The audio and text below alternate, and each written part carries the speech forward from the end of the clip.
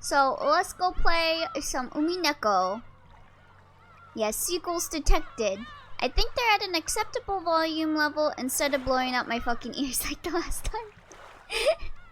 Kinso should just say, forget about that stupid riddle. My fortune is for the one that reaches the Titanic in my new submarine. Yeah,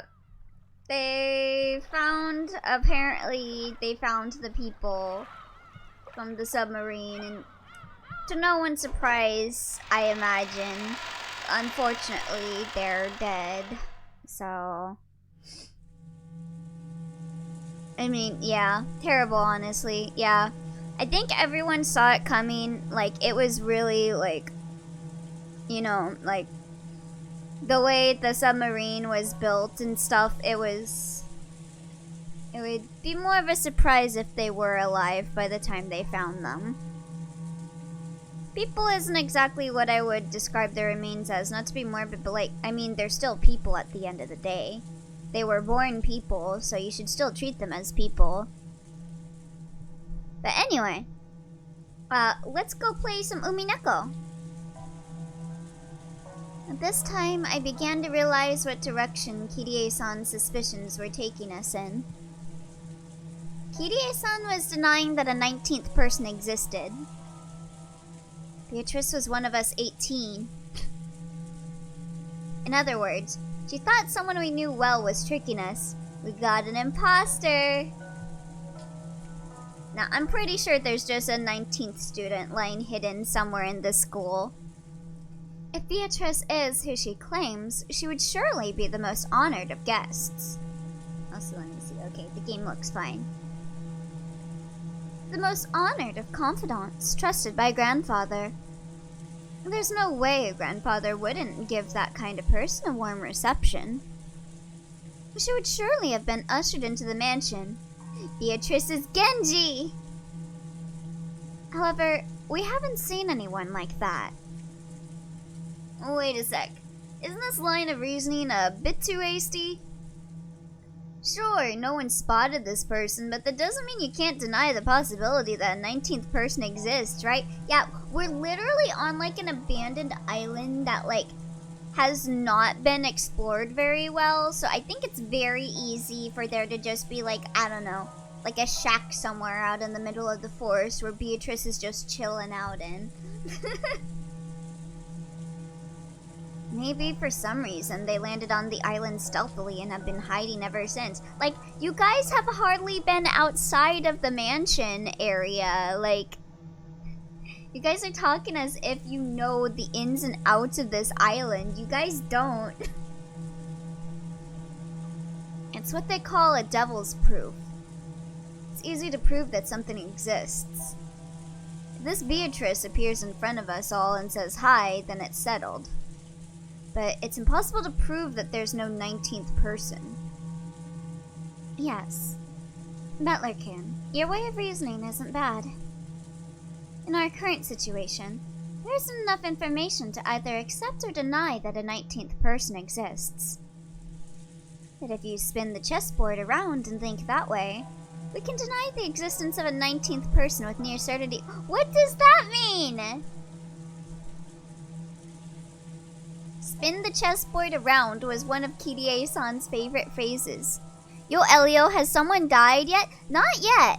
But I get the feeling that someone is gonna die. Thank you for the sub, by the way, Omni. Thank you. I hope you enjoyed the emotes. But yeah, it feels like it is leading up to something big happening. Someone is gonna die soon. Hopefully today. I've been influenced by those words and use them myself from time to time. When you get stuck trying to find a move in chess or shogi, then by spinning the board around and looking at everything from your opponent's standpoint, you can often see a strategy that'll give you the upper hand. Oh, that reminds me. When we were in San Francisco yesterday, we went to this one park in Chinatown. And it was kind of cool. There were like a bunch of people in the park. And they were all like huddled together and like playing games like shogi and stuff. I'm pretty sure most of it was them gambling, but I don't know. It's fun to just go to a park and see it, like, full of people, like, all playing games together. Even if maybe it was gambling. Yeah, still cool. Oh, thank you for the hydrate toy. Oh, and thank you for taking a moment. Oh, I need to get, like... Goodness. I need to get, like, one of those, what do they call it? The little patches that you put on, like, your skin or whatever to, like, help with muscle pain. I think, actually, I could have swore I had those. I'll have to look somewhere. Okay, I like to see people playing money matches and fighting games. Like, I see no problem in that. Well, I feel like you're talking about like Evo and stuff, right? You see? Let's say that a 19th person called Beatrice actually exists. That person must have managed, without being seen by anyone, to stealthily arrive on this island and remain hidden ever since. I mean, that's not that hard. This is an abandoned island. Oh, no, not tournaments. Oh, okay. Maybe they had some reason, okay? Oh, sometimes in arcades people do it for fun? Yeah, that's true. In that case, why did they go to all of the trouble of appearing before Maria and handing her the letter? It really was a contradiction. Maybe she wants to appear. Maybe she's waiting for her grand appearance. I know I've been waiting for her to appear. If they had some reason for hiding themselves, then they should have stayed hidden the whole time. But even so, they had appeared openly in front of Maria. Maybe because Maria likes witches. Then, wait, Maria said it herself. She said the witch made her a messenger. Maybe that's because Maria was the youngest and looked the most obedient. Why would they need a messenger? Because they don't want to show up in front of anyone, maybe? If they just wanted a letter delivered to the family conference, they could have mailed it. But the contents of the letter make me think that if it got to the family and did not get read in front of everyone at dinner, that depending on the whims of the person that had the letter, they would probably get rid of it. I guess the adult would corrupt the message, yeah. So Maria's perfect for that since she's a kid and she doesn't really understand the letter. And especially if it is Beatrice, like coming up to her saying, I'm a witch, go read this in front of your family. Like she wouldn't look into it. Like she's too young to like think of doing stuff like that. So she wouldn't alter it. If they mailed it to each of the 4 siblings, no one would be able to ignore it. You know, it kind of has a point. If they mailed it to each of the 4 siblings, maybe they could prevent it. But at the same time, we had the dinner with all of them, like with the blackmail and stuff. So who's to say if they did get the letters that they wouldn't all agree to just pretend that those letters never existed? I don't know. Like, would they tell the rest of the family if the 4 siblings got the letter? I can't really trust them, really. Never noticed that Battler had a reverse cross too. Oh yeah! Oh, speaking of. Today is an original image day.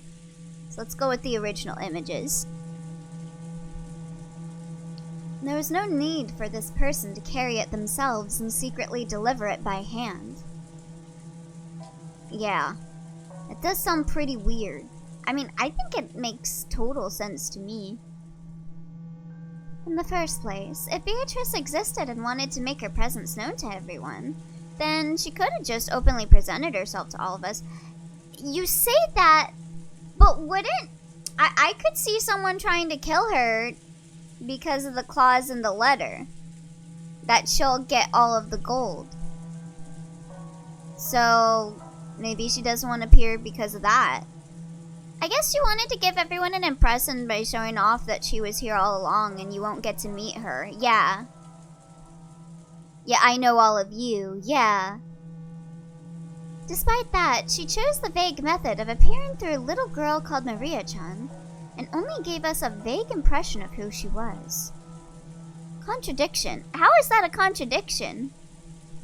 Let's go a little deeper, shall we? I feel like these people are trying to be smarter than they actually are with this situation. She appeared in front of Maria, trying to give us the impression that a 19th person existed, and yet she still hadn't appeared before us and is hiding somewhere at this very moment. Yeah, I wonder why.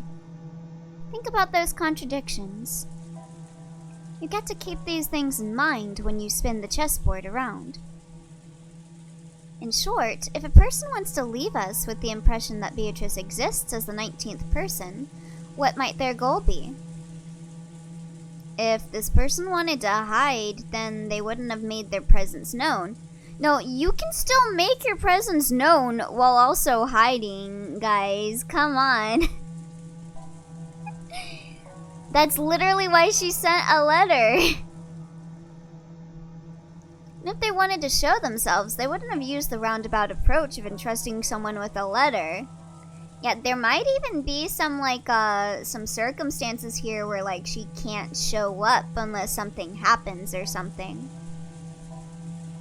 Which means it's simple. Beatrice is one of the 18 people. I think you guys are reaching a conclusion too early. That's why they want to create the illusion that there are more than 18 people. The 19th person was revealed so spectacularly. If someone were to profit from this, it wouldn't be some 19th person in hiding. Couldn't it, though? I don't see a problem with that. Be back in a bit. I'll see you in a bit, Twy. It'd be one of the original 18 people. Of course, this reasoning is full of holes, yeah. If you turn over even a few of its premises, it'll simply fall apart. But I'm almost completely certain it's correct. Okay, lady. The 19th person, hidden in the mansion. Watch out for her. This is starting to feel pretty creepy. Someone lent Maria the umbrella and handed her the letter. Supposedly, none of the 18 did this. And yet, Beatrice was hidden among the 18. What was this person planning, hiding their true form and pretending to be Beatrice? She is in the walls. I suspected it might have been Maria-chan play-acting, but the contents of the message were extremely complicated, and it's hard to imagine Maria-chan writing that herself. However, I can't deny the possibility that Maria-chan is working together with someone. Oh, they're gonna suspect Rosa being the 19th person, maybe? Is this another goddamn death game? Yes. Wait a sec. Maria's a 9-year-old kid, right? What could she possibly be planning, and with whom? And what about her straightforward, overly honest, obedient nature? Yes, I also understand what kind of a person Maria-chan is. But that's exactly why I think it's possible.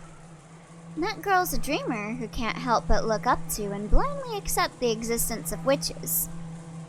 So if a person appeared in front of her and claimed to be the witch Beatrice, Maria-chan would happily swallow it up, I think. Oh, that's true. She has a point with that. So you're saying that if someone disguised themselves by wearing that fancy dress from the portrait, tricking Maria wouldn't be that hard. They'd have to look damn good. Okay, when they say that, I can think of a possibility. I could think of, what's her name? Eva? She looks the most similar to Beatrice in the portrait with her hair. Rosa too, but I think Maria would be able to recognize Rosa. And I mean that because of the color of their hair. It's like, kind of like orangey, goldeny, like Beatrice's. I'll give her some credit though. If the storm is bad enough for these guys to pass the night here instead of the other house, it makes sense that Beatrice is one of the people here. That is true.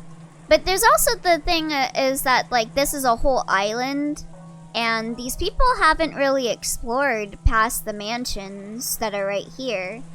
So it's possible that there is like a little house or something somewhere on the island.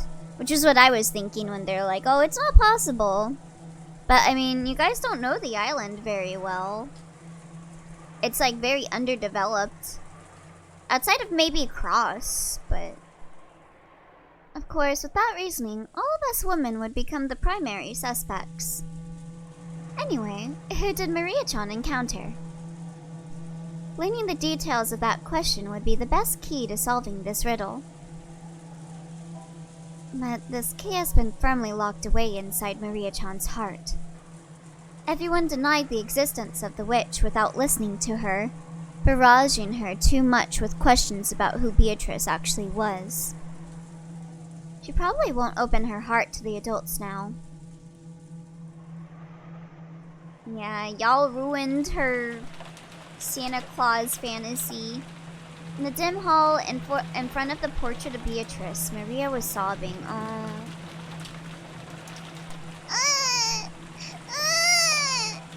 one believes I met Beatrice.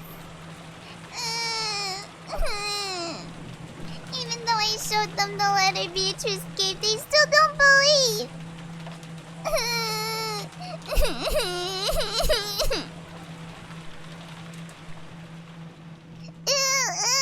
Imposter! Sus! Among us! Anyway, Maria-chan's holding the key. It would make sense that Beatrice was one of the people here. Then again, Beatrice was the one with the seal that she took from Kinzo, yeah. The key to whether Beatrice is one of the 18 people or 19 people. Sasha! Oh my god! Oh my god, thank you so much for the raid, Sasha! Hello! What were you playing? I don't know why Automod said Ginzo is bad. It's his name, but I don't know. Thank you for the follow, Mickey Von Fifi. Thank you. Welcome. Hi everyone coming in from Sasha's raid. My name is Elio Lappy. I am a bunny from outer space. And I like playing JRPGs, RPG Maker horror games, and visual novels. Today we are playing Umineko, When They Cry, Question Arc, Chapter 1. This is my first time playing an Umineko game, so please no spoilers, but I hope you enjoy it here. It picked up the previous one. There were no swears. Yeah, it's weird. What the heck, Automod? Sasha was apprehended and thrown in a closet. Her nemesis took over and was playing MTGA. Oh, it's MTGA. Hello, I was playing some MTG Arena. I was testing out a PNG tuber model for a character in my lore. Ooh, that sounds really fun. Oh, Magic the Gathering. Oh, okay, so the card game. Ooh, I hope you had some fun then, Sasha. Or your nemesis. I hope your nemesis had fun. Automod has it out for me. It really does. It feels like Automod catches your messages more than anyone, Leonix. But yeah, hi. We are playing Umineko, which is a visual novel about this family of incredibly rich people that come to the island once a year that is like owned by the family head. And apparently the family head is close to dying. So there's like the whole drama about like who is gonna get his inheritance and stuff. And there's like a talk about like a witch on the island that granted him his fortune. And there's like a little epitaph that said that like if you fulfill like these requirements you will get the gold, or Beatrice the witch will get the gold. And that's where we're at right now. We just got to the letter from Beatrice that Maria read in front of the family. Yeah, Lumine had a blast. Oh, nice. I adore Umineko. You're still at the beginning? Yeah. I don't know how much longer I have left of Chapter 1, but they've been talking about Beatrice, but I haven't gotten to meet Beatrice yet. I know she's like a character. I've seen art of her, but I haven't seen her in the game yet. Maria's stubborn, right? When that girl gets angry, it's pretty hard to make her feel better. But yeah, I was a big fan of Higurashi growing up, and I always wanted to read Umineko, but I never got around to doing it, so I'm glad to be reading it now. Butler-kun, I think a kid like you would be better at cheering her up than an adult like me. If you haven't even met Bito yet, then you have quite a bit left in Chapter 1. Ooh, oh wow. Yeah, I mean, it is a 07 expansion game, so I guess I shouldn't be surprised that each chapter is going to be incredibly long. I know you don't care about all this back and forth about the inheritance.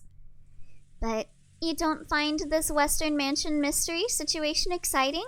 Yeah, it reminds me of an Agatha Christie novel. Who in the world is this person who gave Maria-chan the letter? It makes your intellectual curiosity ache. You're actually pretty tough considering you're still excited after being dragged through that endless money talk. Adults can be pretty amazing. I shrugged exasperatedly. But I did notice something. Kirie noticed how dejected I was after overhearing our parents' turbulent discussion, and was probably trying to clear the air. At the very least, I recovered enough to voice my complaints. She wasn't my real mother, so I've never felt like calling her mom. Can't believe that there was a wrestler in the actual wrestling ring on TV a week ago that just said, "I'm gay," and the crowd started chanting, "He's gay, he's gay, he's gay," based. That is so good. We love a supportive wrestling crowd. Let's fucking go. It's like, we like Ike. We like Ike.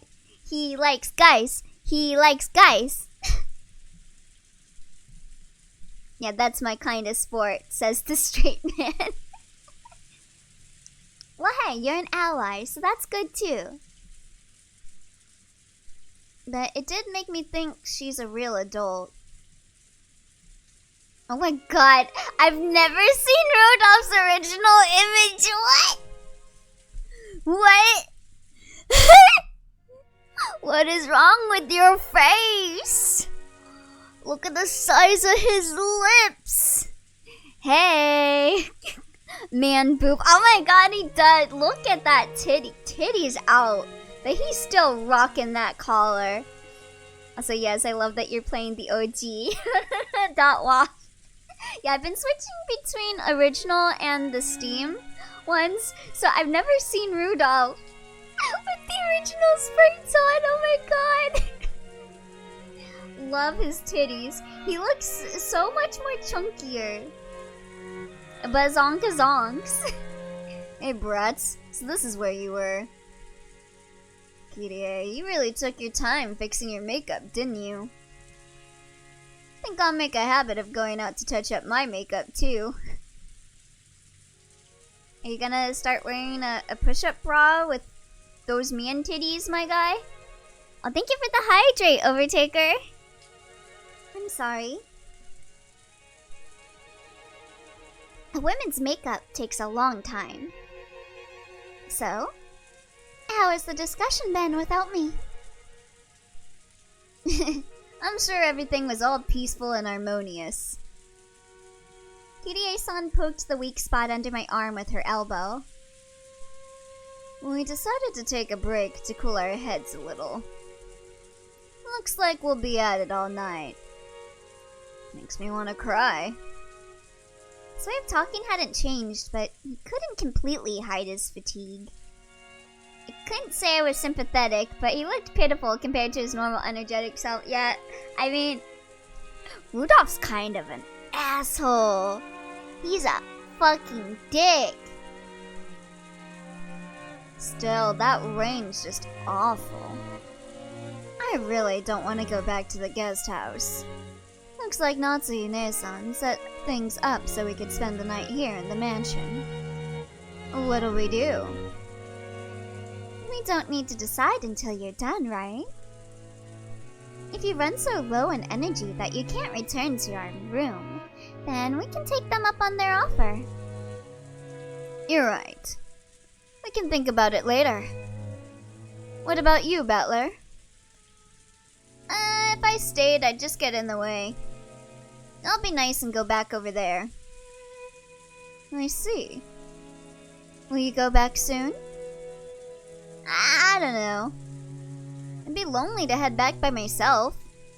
07th expansion knows their shit when it comes to music. Yeah, the music, like, the opening theme and everything was so good. And then, like, that one song that was playing when they were talking about Beatrice was really good. I'll gather all the kids and we'll head out. Okay. You go do that. Also, Battler, you won't be going to sleep that easily tonight, right? Yeah, I'll probably be up talking with the cousins. Sounds like we'll be up all night. Is there a problem with that? I see. Oh, do you not want him to talk to his cousins? So I won't, like, find out more bad things about your business practices and hate you even more? You're still awake when the adults' discussion is over. I want to have a little talk as a family. Uh-oh. Oh, what? That doesn't sound like you. Apparently, Kirie-san was thinking the same thing. What are you talking about? She asked him in a small voice. It looked like Kirie-san didn't have a clue what Dad meant either. I also want to talk to you about it, Kirie. Yeah, the family doesn't know what he's been up to. With, like, the court case and stuff. I'll tell you later, so don't ask now. He better be coming clean about that, especially to his wife. Please. I don't know anyone who neglects the concept of family as much as this old bastard. And now he's saying we're gonna have a talk as a family? Both Kirie-san and I couldn't help but get wide-eyed. Don't look so terrified. I'm the one who should be terrified. After all, yeah, you fucked up, Rudolph. At that point, he swallowed his words for an instant. Even though putting on airs of importance wasn't much like my dad. You're freaking me out, Dad. Everyone in our family's gathered here now, right? Make a big deal out of it and spit it out. I mean, it makes sense why he doesn't want to be very public about it. He literally broke the law.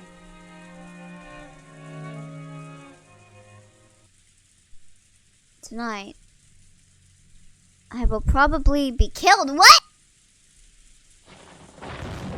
There was a huge crash of thunder.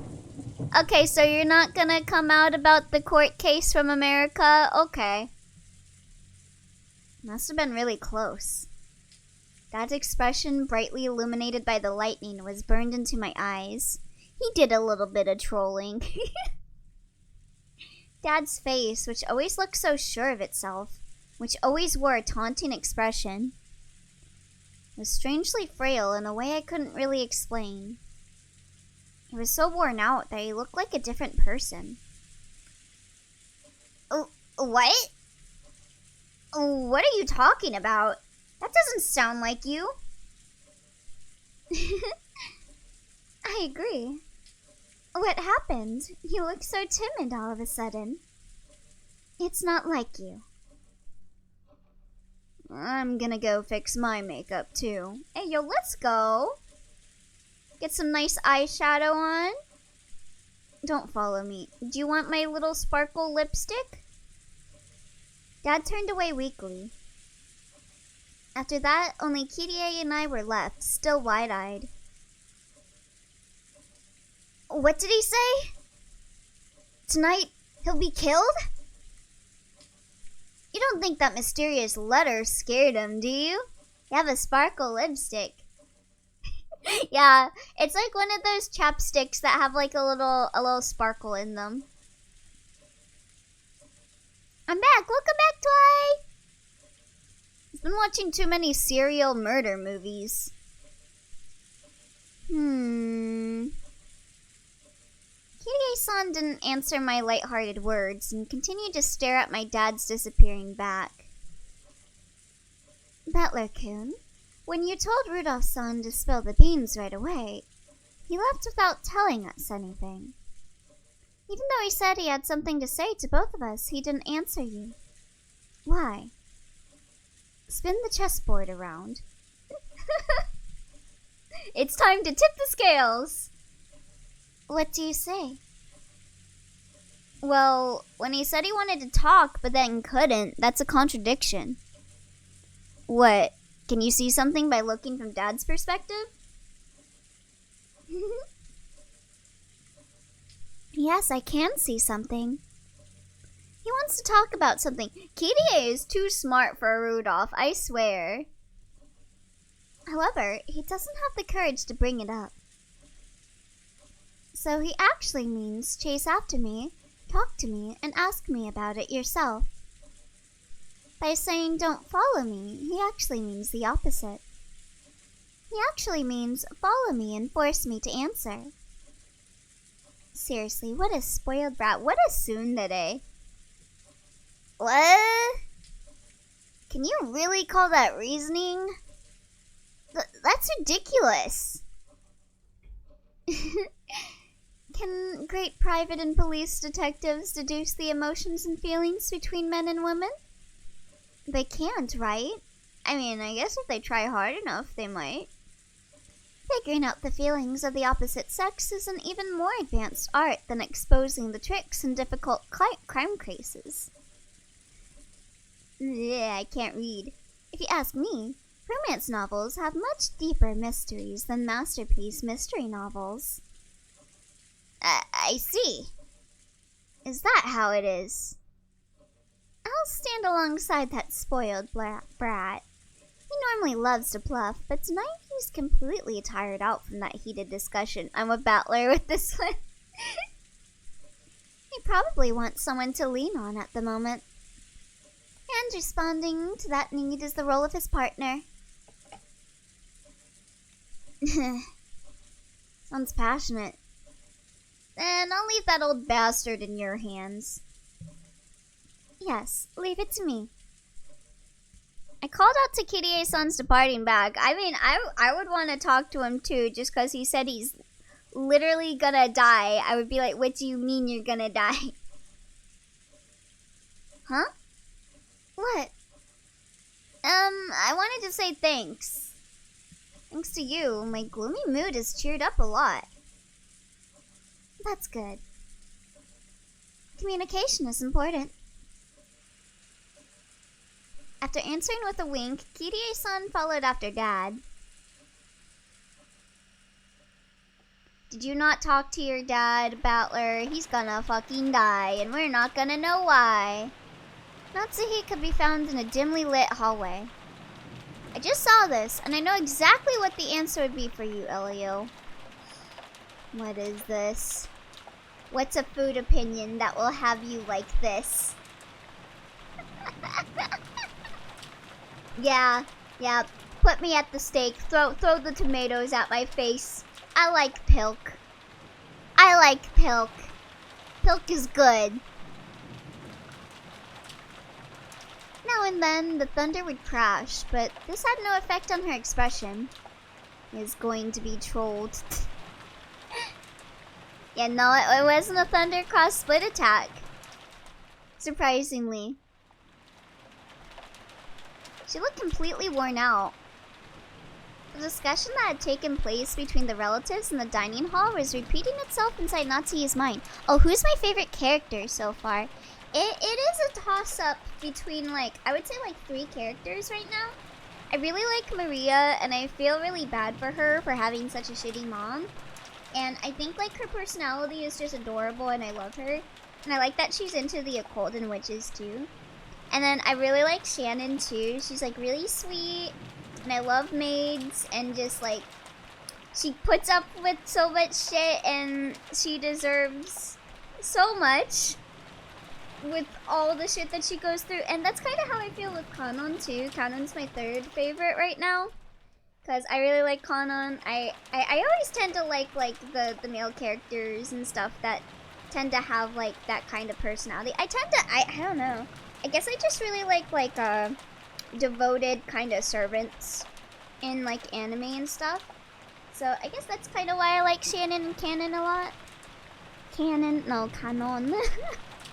Shannon and Canon. So yeah, my answer's probably Maria, Shannon, or Canon.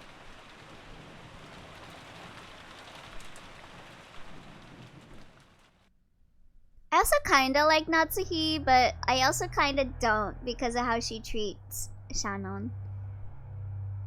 Beatrice had proclaimed that in addition to the gold, all of the inheritance and property of the Ushidomiya family would be given to the person who could solve the riddle.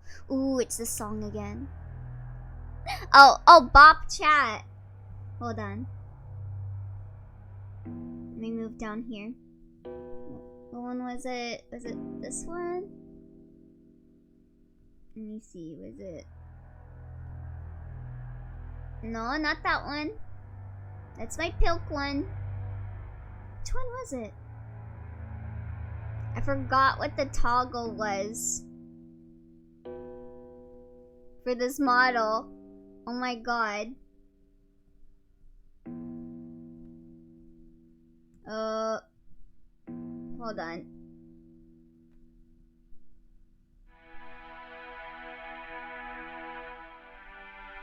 Where is it? I can't remember. Oh my god, hold on. Is this the song you were talking about earlier? I thought for sure you were talking about Beatrice's theme. Oh no, it's not this one. It was a different one. But hold on. Let me look at my key bindings. I forgot what I made it. Expression editor. Hotkey action. I still have that. Is it horny fix? Is that the one? Oh, okay. Yeah, no wonder. No wonder I didn't remember this key. I hardly ever use letters for my key bindings. Okay, anyway.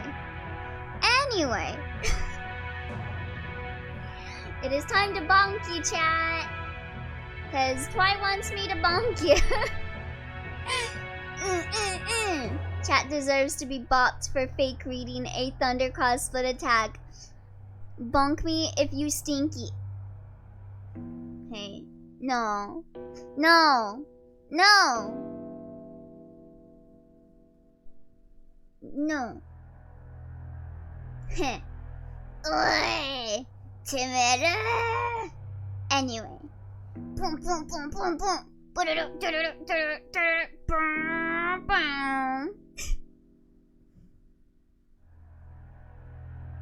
Alright. Let's get back to playing. Not my Pilk one. Maybe you deserve a bop too. Yeah, what was it? Where was it? What toggle was it? This one. Yeah, my Pilk drinking toggle. Limbus Company! In other words, she planned to undermine the absolute guarantee that Cross, as the oldest brother, had to succeed the family head. Originally, the other siblings had absolutely no chance to inherit the headship. Oh, let me hydrate. Ah.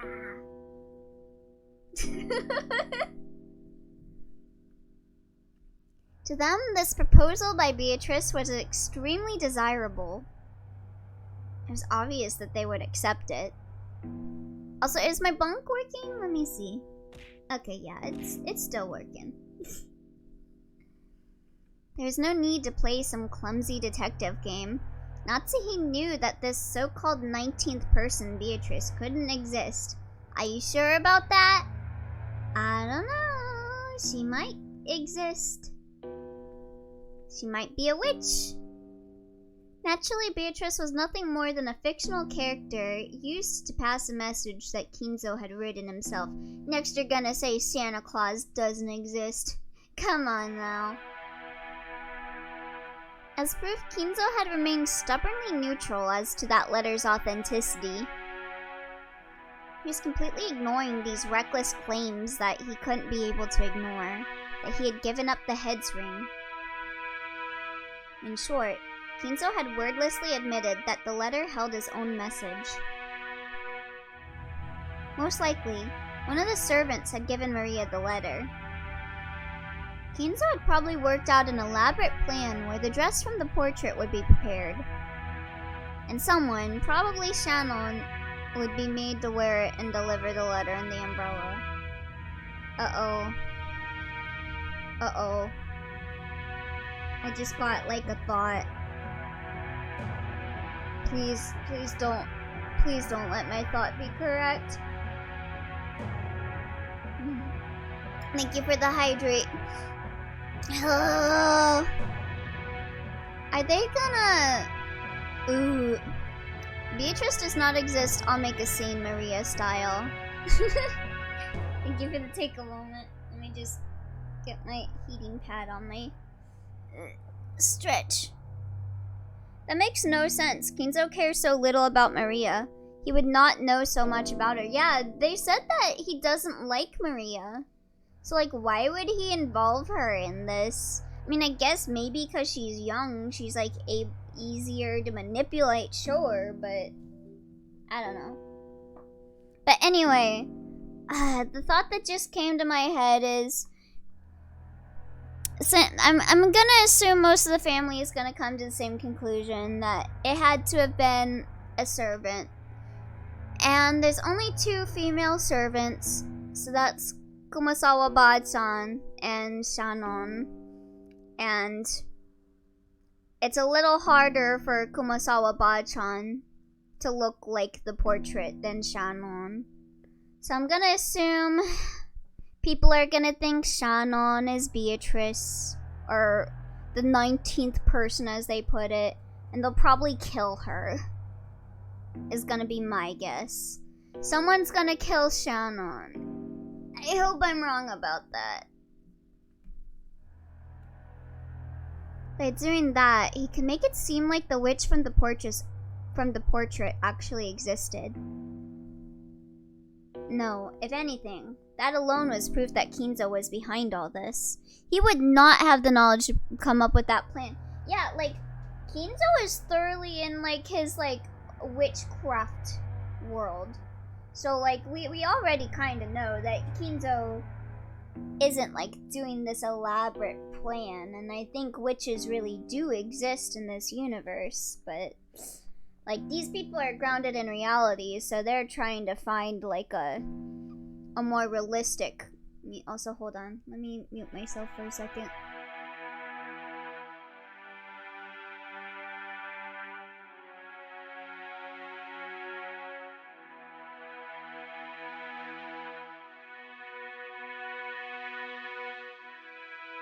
Okay, sorry about that. I was freaking out because I saw a shadow on my window that looked like a spider, so I freaked out for a second. But it's on the window outside, so I just need to not look at the window.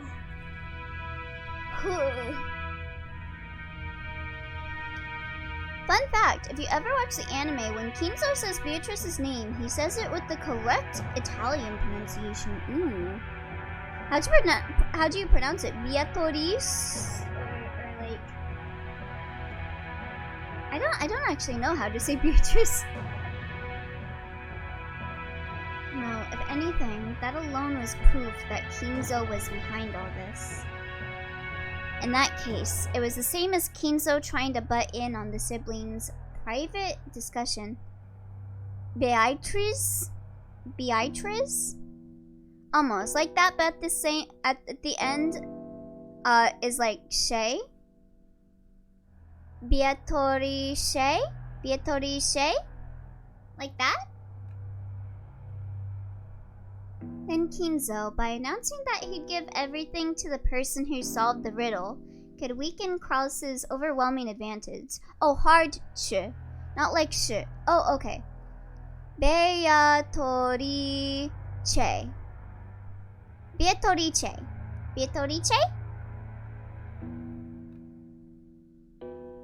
Yeah, okay, thank you. Beatrice. Now it was certain. Kinzo had eavesdropped on the siblings' discussion in the parlor earlier that day. Where's how? How did Kinzo? So he had known how Cross had staved off the attack by the other three. And to make the scales of the battle go back into balance, he had set out the strange letter which benefited Krause's rivals. I always really liked that bit of attention they did. Yeah, I feel like most of the people would probably pronounce her name as like Beatrice or Beatrice. But like Kinzo is like down bad for her, so he would definitely make sure to say her name the way it should be pronounced. He was trying to push this crazy theory so that Rosa, who had a weak position among the siblings because of her age, would join with Ava and Rudolph. I like the dub of JoJo Part 5 that starts to rant. The part of JoJo Part 5 that starts to rant about language. Part 5 is the one that's set in Italy, right? I think. I still haven't finished Stardust Crusaders, but I'm close. I think I'm 6 episodes away from finishing. They're like on their way to Dio's place right now. Which I mean I guess is the whole thing of the anime is they're on their way to Dio's place, but you know. Like they're closer. And by doing that, he gave them the power to resettle what had once been a nearly decided conflict. I have watched almost no JoJo. Yeah, I hadn't watched JoJo until this year, or maybe it was last year. I think I started last year. It's been like slow and steady watching it. But I've been enjoying it. There's definitely, I think it's really weird thinking on my feelings on Stardust Crusaders, because I do like it and I do like the stand stuff, but I think like the previous 2 seasons were a lot more impactful to me, and that's probably because those were a lot shorter than Stardust Crusaders. Like a lot of the arcs in Stardust were very, you know, like monster of the day, and I would get like exhausted watching multiple episodes at a time because of that. But I do think I really do enjoy Stardust Crusaders, and I do like Jotaro, but at the same time, like there's a lot less of Jotaro than like what Joseph and Jonathan. Like you really get a feel for Jonathan and Joseph because it primarily focuses on them. But in like Stardust Crusaders, like I feel like more like I've seen more of Polnareff as like a character, and like Polnareff more than Jotaro. Which I mean, the times I do get to see Jotaro is great, but feels, well, I guess it kind of makes sense. Like when I talked about it with Barn, he was like, yeah, it's cause like Jotaro's smart, so like he gets in less battles than Polnareff. And I'm like, yeah, that makes sense. I watched Mr. Jojo fight the hat weapon guy. Oh, I'm not sure if I've seen that one. Part 4 is more serialized. Elio is my man. Jojo 1 and 2 are great. Yeah, I really liked, I think so far my favorite season is season 2. Like it's an ongoing thing. Eh? Part 4 is incredible. Part 4 is my favorite so far. It feels that Polnareff is the only one with a character arc. It does. Well, I think, what was his name? The magician, with magician, what was the stand's name? Magician Red or something like that? That guy. I feel like he had, a character arc as well.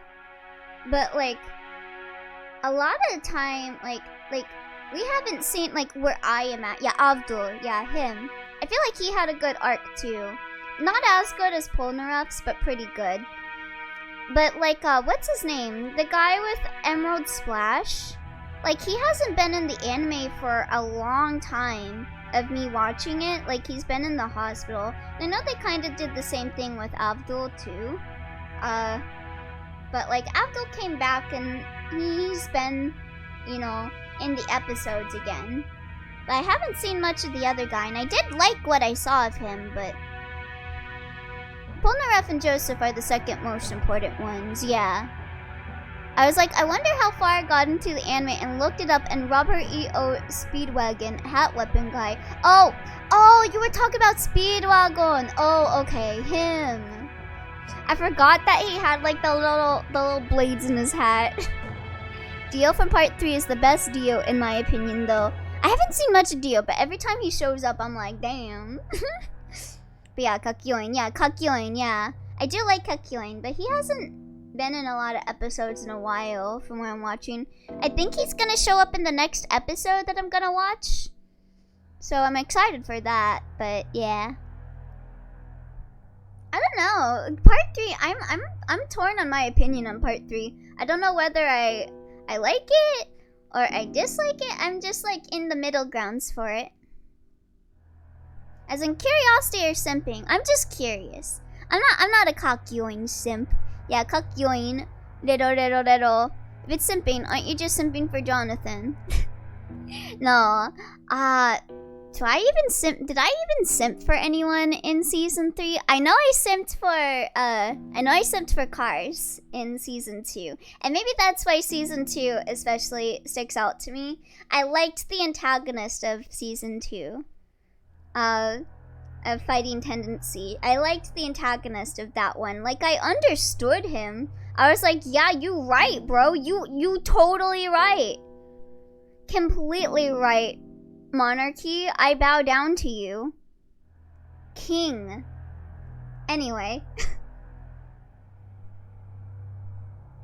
Using the condition that all of the siblings would guarantee Cross's position as the successor, talk about advance payments was being brought up again, despite having been rejected once.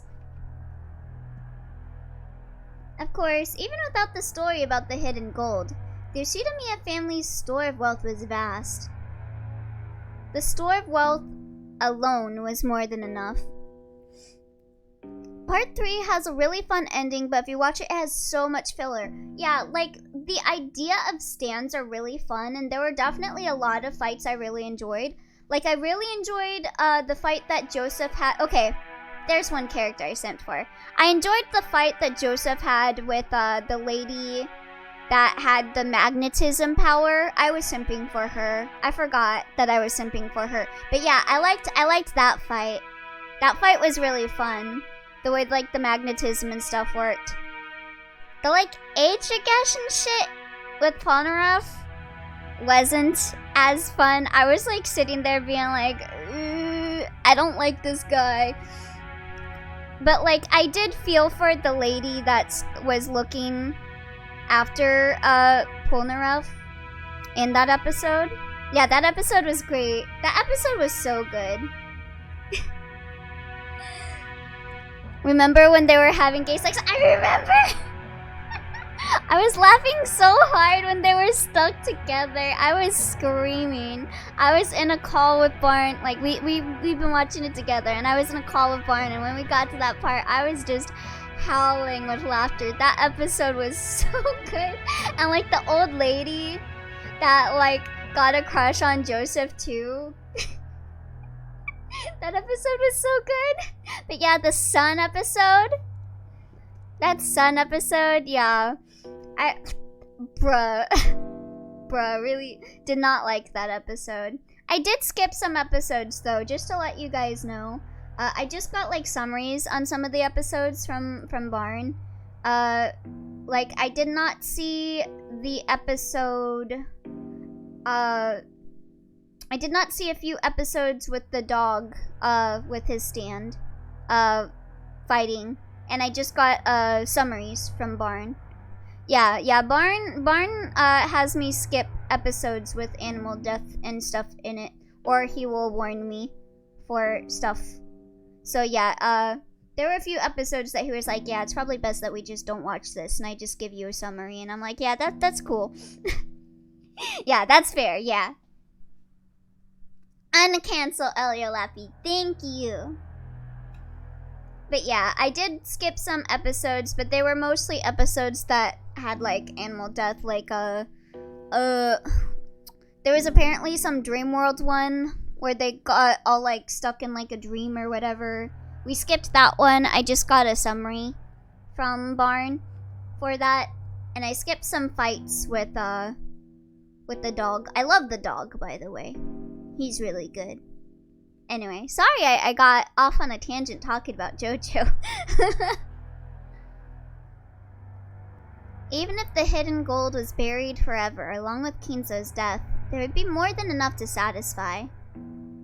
Therefore, even if they weren't that interested in the gold itself, Kinzo had managed to instill the lifelong fear that, on the off chance that someone found the gold, that person would be granted the headship. Oh yeah, I forgot how many animals die in JoJo. It stops in part 4 though. Yeah. That was also another reason why I liked Cars, because there was like that scene of like the guys that were gonna run over the dog and he like stopped them from running over the dog, and I was like, yes, Dan. And this kind of Achilles heel would definitely be taken advantage of by someone sooner or later. Oh shit. I forgot to turn off, forgot to turn on streamer mode. You guys don't need to hear my Discord pings. The only person with this fatal weakness was the successor, Kraus. The other siblings had found... No, they had been told by Kinzo about something that only Kraus could lose. They had thoroughly taken advantage of that. Okay, also... Twy, that just reminded me. You should cancel Barn. Actually. Because we've been watching Season 3. And when we got to... What episode was it? Hold on. He admitted that he skipped the episode because he got bored. And he skipped to the next part. Like, he skipped to, like, the fight with Dio. Because he got bored of, like, the episodes. It wasn't even like, oh, there's animal death in this, I'm gonna skip this. I think he stopped watching after the, Yeah, he didn't watch the Gambler one. I remember him, I think he said it during the Gambler one that he never saw this episode. So he skipped, like, around that part and went to the Dio fight. And I was like, wait, you skipped episodes? And he's like, yeah, I just wanted to finish it.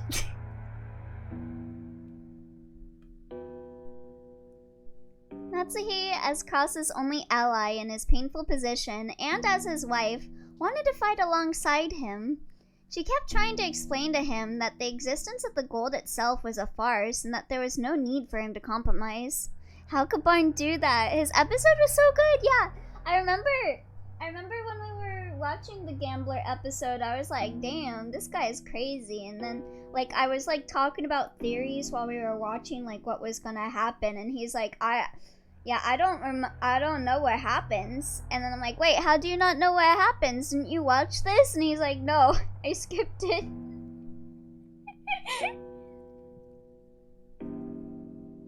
Kraus had always told Natsuhi. But he watched it now. Kraus had always told Natsuhi. He had told all of the siblings. He always said that the hidden gold was nothing more than an illusion created by Kinzo. But yeah, we skipped, let me look.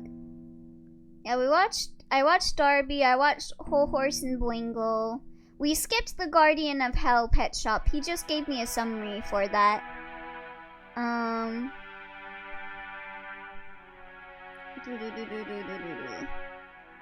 I don't know if we're on Darby the player or if we're on the Miasma of the Void Vanilla Ice. But we're somewhere there in the anime. Whole Horse and Boingo was so good. Yeah, I really like the Boingo episodes.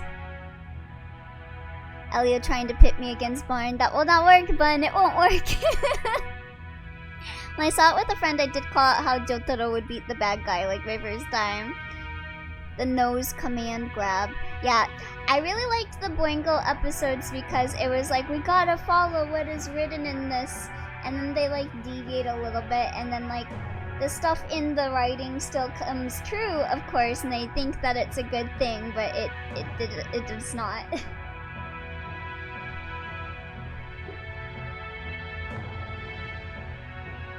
Therefore, Natsuhi had believed it as his wife, and had supported her husband on that foundation. Yet, when he had to pick Poldaref's nose and like shoot in like the little pipes and stuff, and he had to like get the guys to go away so that he could shoot it at the right moment. That was great. Even so, Natsuhi's words didn't reach Kraus. Even though Natsuhi had fought so hard and had learnt all of her strength, he continued to fight by himself and was trying to compromise with the other 3 siblings. Natsuhi sadly and weakly wondered why she could not be of use to him, then started getting angry. It had happened when everyone decided to take a short break to cool their heads. Natsuhi had flared up against Kraus. Enraged, she had asked why she could not be useful to him. He then told her that he wanted to talk about something, and invited her into a room that she was normally not allowed to enter. Oh. Shooting at pipes is a super in the fighting game. Oh, really?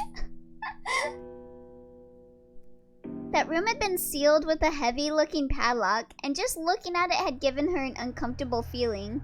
The JoJo fighting game uses characters like crazy. It has 3 Kakyoins. Is that the... Yeah, that's the 3D JoJo fighting game, right? Fun fact, the people that made the JoJo fighting game are the people that made Dot Hack. It's the same studio. And they also made the Naruto fighting games and the Sword Art Online games. Oh, the PS1 fighting game. Oh, okay. There's no need for you to worry about anything said by those 3. Or even the suspicious person who calls herself Beatrice. After all, the gold is just a ruse created by Father. Wow, Elio bringing up Dot Hack, what a surprise. Yeah, let me just,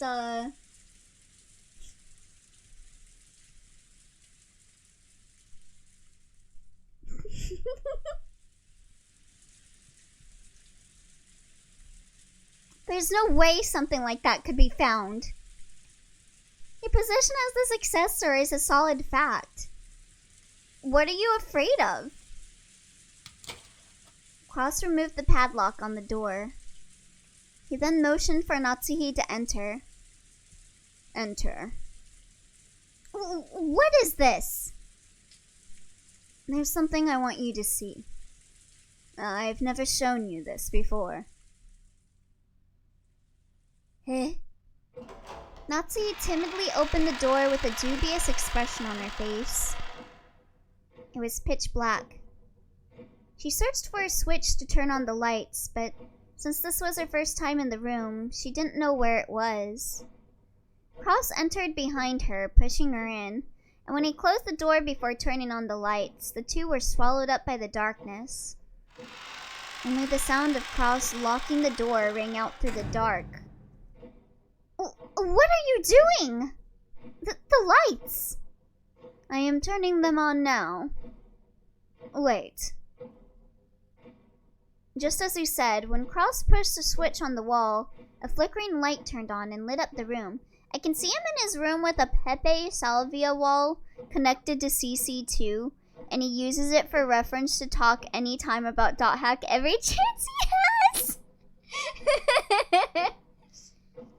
Ayo, artificial apples, that reminds me of Dot Hack. Ayo, Bigfoot, that reminds me of Dot Hack. This is... Natsuhi had her breath taken away. The room had no windows, and at a glance, it appeared to be empty. Is this a torture chamber? In the middle of the room, a small round table had been set, and the lights brightened only that table, as if it were the leading part in a play. On top of the table, a red tablecloth of elaborate design had been set out, covered with dust. And on top of that, something about the size of a grown man's arm had been set down. Is it a person's arm? That something took Natsuhi's breath away. Oh, gold! It's a gold ingot of incredible purity. Without this, no one would have believed in the legend of the gold. It was an ingot of solid gold. Even in the faint light, it sparkled with a noble and dignified glint. This is not a proper ingot. I don't even know whether it was cast inside or outside the country. It took a high level of skill to make the purest of solid gold ingots. And in order to verify that purity, it was standard to have the original foundry and the name of the bank that guaranteed it imprinted on the gold. However, this ingot did not have that kind of seal. This mysterious gold bar had come from an unknown foundry. Look here. There's nothing to be afraid of. It's just a bar of gold. Watch him hit her upside the head with it.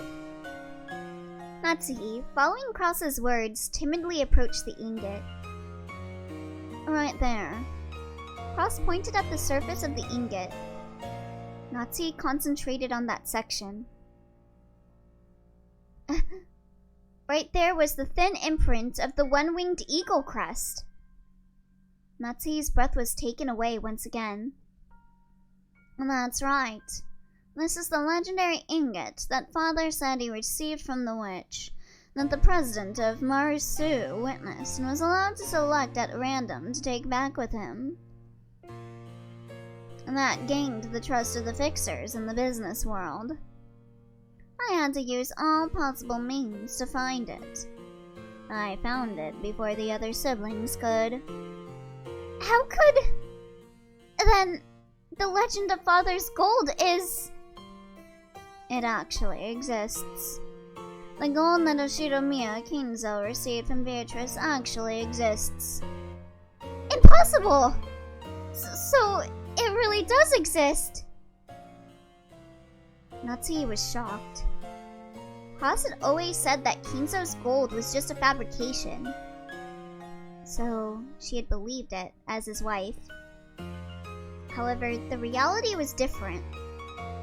Since he held definite proof, he had been more certain than any of the other siblings that the legend of the gold was true. Because of this, Cross was deeply frightened at the possibility that someone other than himself would find the gold he'd failed to find, costing him everything. But to Natsuhi, this truth was more than enough to split open her heart. She had thought that, as Cross's wife, she should be his closest confidant, which was why she had selflessly supported him. And yet, he had hid this fact from her until today. Why? Have I been so undeserving of your trust? That has never been my intention. There was simply no need to tell you. What the fuck do you mean? Is that all a wife means to you? Calm down. Becoming passionate easily is one of your bad habits, bro. Fuck Cross. You're the one who's making me like that, aren't you? I've been supporting you as a wife ever since I married into this family. For your sake, I threw away the family I was born into, and I've been offering up my heart and my body to serve you. And in return, this is what I get! How could you? I'd rather not do that to him.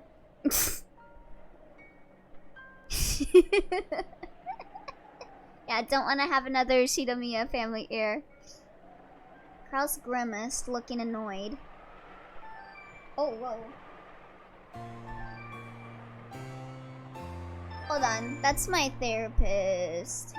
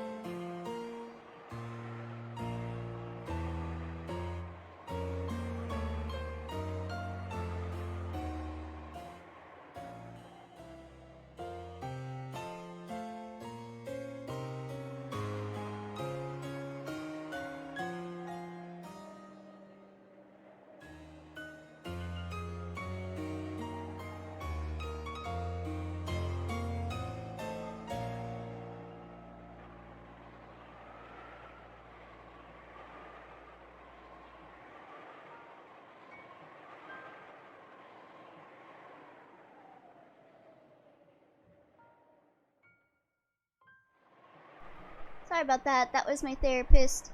She wanted to set up an appointment to see me, so we're all good. Anyway, let's get back to the game.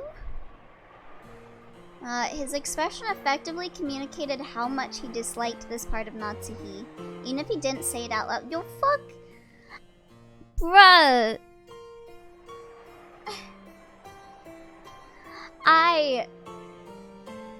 I dislike this. I disliked it. Like, she's just upset because you, like, never, like, trusted her with anything and you only saw her as, like, a wife and not, like, a person to confide in. And then he's here, like, being, like, annoyed at her for, like, expressing that.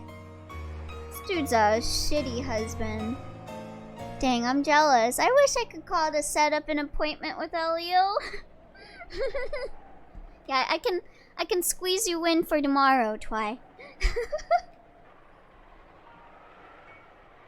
Doesn't look like he'll be of any use to you anymore. That's fine. I can resolve the troubles with the siblings by myself. I don't need your help, bro. That's wrong! This is the Yoshida-miya family's problem. It's true that I am not permitted to wear the family crest on my body. But I am still your wife. Even so, are you saying I'm not capable of helping you? Are you? God.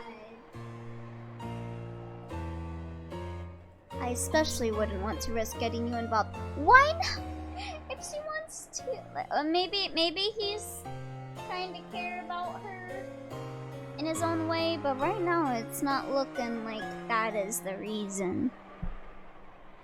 It'll probably make your headaches even worse than they are now. Take a rest for today. The siblings will deal with the siblings' problems. Yeah, you're excluding her again because she wasn't born in your family, dude. It has nothing to do with you. It's literally the family! It's like all they find, like, the wife as is just like a womb and nothing else. Jesus. That is all.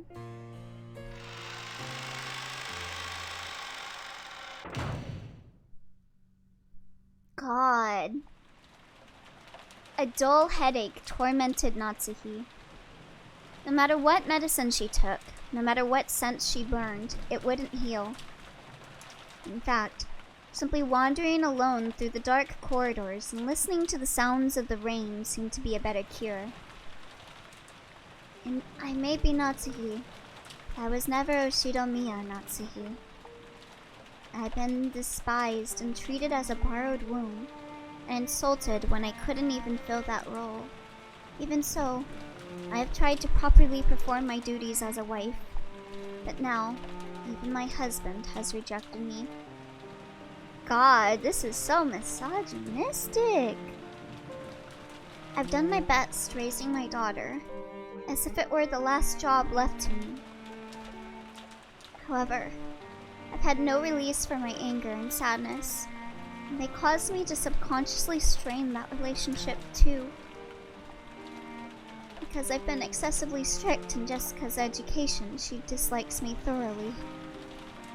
She despises me for having no interest in anything but grades. There is no longer anything I can do for the Yoshida-miya family. I don't like the way she's wording that. No, that's no good. Despite it all, I must help my husband and beat back the schemes of the other greedy siblings. The family head won't be around much longer. Eventually, Kraus will succeed the head, and the next successor will be Jessica. Strictly speaking, the man who enters the family by marrying Jessica will become the next head, but it all comes the same thing. Is she gonna... I can see her either dying or killing someone over this. I have to make Jessica an excellent successor, whom everyone will accept as worthy to take over the Yoshidomiya family. In the days to come, that greedy Yoshidomiya Eva will probably be plotting to find some faults within the main family.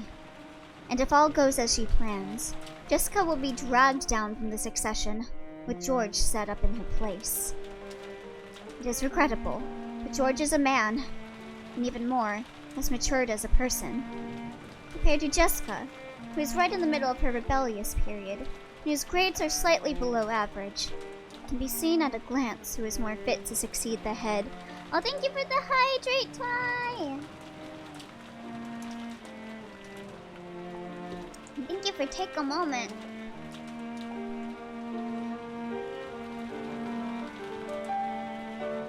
Man, this is rough. Yeah, I can see her trying to kill Ava or George or someone over this. So, in order to secure Jessica's position, I need to turn her into an excellent person. After doing that, I want to find her an excellent husband, worthy of the excellent person she will have become. A wonderful man who would truly accept Jessica and stay with her through all of life's joys and sorrows. Was Natsuhi trying to entrust her daughter with fulfilling some desire of her own? Natsuhi thought back to the days when she had no choice but to marry in the Yoshidomiya family because that unavoidable fate. Wait, what? She got forced into the marriage? She had tried to block that from her memory. Wait, so you mean to tell me she was forced into this marriage, into the Yoshidomiyas, for one, and for two, she's treated like absolute shit and treated like nothing but a wound.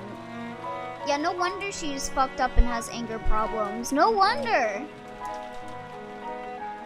She had consciously forgotten it, and had actively attended to the life she'd been given as Ushidomiya Natsuhi. And in doing so, she had built up a new life. But just now, it felt like all of that had been casually rejected. How should I think as I live my life? I do not know. Yeah, that sounds like an arranged marriage, alright. Yeah. I guess that's why Cross, doesn't seem to care about her. It's a loveless marriage. Natsuhi helplessly rested her head against the glass of the window. The glass, which was cool, thanks to the raindrops beating against it, felt somehow refreshing, even though it should have been emotionless. Right then, it seemed to be the only thing that could understand Natsuhi. Man, this is rough. I thought, maybe there would be at least a little bit of love from Cross to, justify that he's, married to her, because I remember they said that she had, conceiving problems until she gave birth to Jessica. So, a small part of me was hoping that it was oh, well, he must love her then, and not look for someone else to give birth to, a child, right?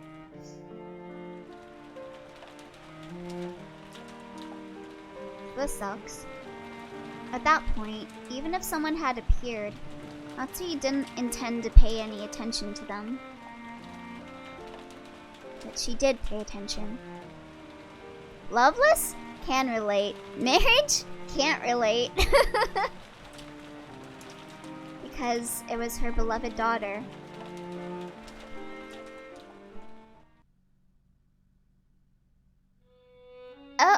Oh, it's you, Mom. What the heck are you doing in a place like this? I thought you were a ghost. Just like always, her words were rough and not at all like a girl's. Instinctively, words of rebuke rose to Natsuhi's throat. However, their strength gave out and they didn't escape her lips. Jessica, forgive me, but my headache is awful. Please leave me be. I see. Jessica was seeing her mother in a position of feebleness for the first time, so she was considerably disconcerted. Until just now, she'd been filled with contempt for all of the parents, including her mother. But now those feelings had been completely swept away. Her mother's utterly exhausted face had wiped them all out. In its place, the words George had told her floated back up in her mind.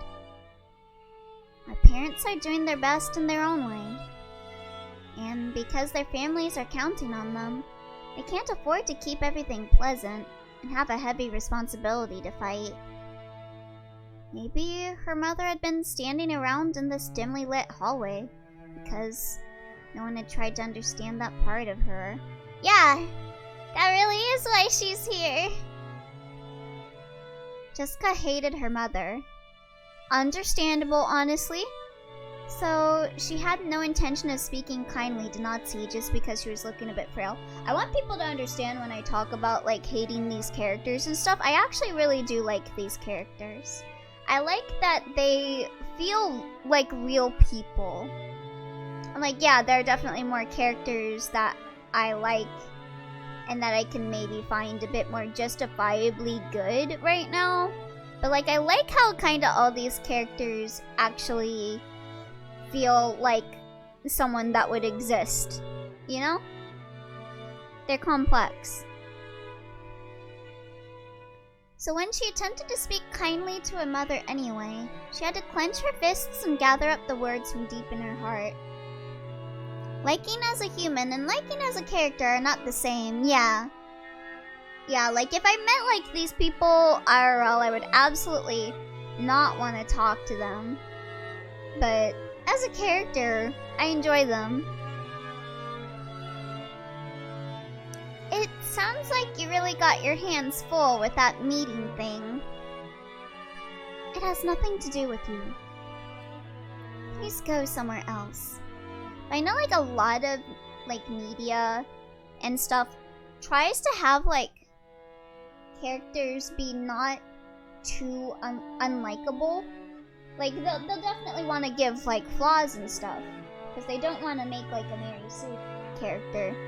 But like these characters, like right out the gate, you're like, yeah, they're fucked up, but they're real, and I like that. Is your headache bad? Should I go get some medicine? You don't have to trouble yourself. Please, leave me alone. Natsuhi wasn't being cold. She just wanted her daughter to go far away so that she wouldn't have to bump against Natsuhi's own short temper. But there was no chance that Jessica would realize this. Okay. Jessica hung her head, looking sad. Seeing that expression, Natsuhi recognized the kindness that Jessica was trying to muster. She gave her head a small shake to drive away her own unkind feelings. Ah! Jackie! Thank you so much for subscribing, Jackie! Hello! Welcome! Yeah, we got to the reveal of the gold ingot to Natsuhi. Only came in now because I forgot my AirPods at home, so I was all... Oh, that sucks. But welcome. Yeah. God, this... Like, I feel bad for Natsuhi. Like, the arranged marriage, being treated like her husband like that, and, like, even her children dislike her. And, like, it makes sense why they do dislike her. Like, especially on Jessica's end, like, I don't like my mom, and my mom was like that to me as well. But, like, man, I feel for her. Then I'll leave. I'll be with the other cousins, so I don't get in the way of the adults. See you later. But yeah, I really feel for Natsuhi, yeah. I think, like, she's one of the cast that stands out the most for me right now, other than, like, my three faves, Maria, Shannon, and Kanon. Wait there. She called Jessica, who was trying to leave and looked lonely, to a stop. What? Thank you for being so considerate. It isn't good of me to go to sleep and leave you alone. Don't talk like that. You'll bring bad luck. I've made you worried, but I'm okay now. I will go. If I let my daughter see me this feeble any longer, it'll only make her feel more uneasy. With that thought in mind, Natsuhi left Jessica with words of gratitude and made to depart. This time, Jessica called out to her mother's back. Natsuhi stopped and turned around, asking what business Jessica had with her. But Jessica herself didn't know why she'd stopped her mother. And for a while, she smiled wryly, muttering to herself as she hesitated over what to say. She was poking around in her pocket when her hand touched something, and she took it out. Hey, Mom! I, was given a charm today. What was it? A charm against magic? I'm pretty sure that you were supposed to hang it from the doorknob, I think. I forget. There's no point in me having it. Oh, that's sweet. So I'll let you take it. Oh, that's so sweet of Jessica. I wouldn't say Jessica dislikes her mom, but I guess it's like Natsuhi is such a strict mom, so Jessica doesn't know how to get along with her casually, so it's hard to talk to each other.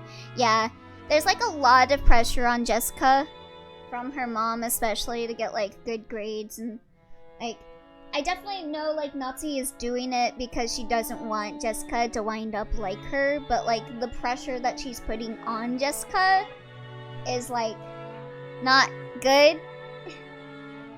It's a weird feeling, I'm sure, is how she feels. Like, that's kind of how I felt with my mom, too. My mom was like, you need to get good grades and all this yada yada, just like, if you ever got, like, a B or whatever, like, my mom would just be horrible, just, like, take everything that I wanted from me.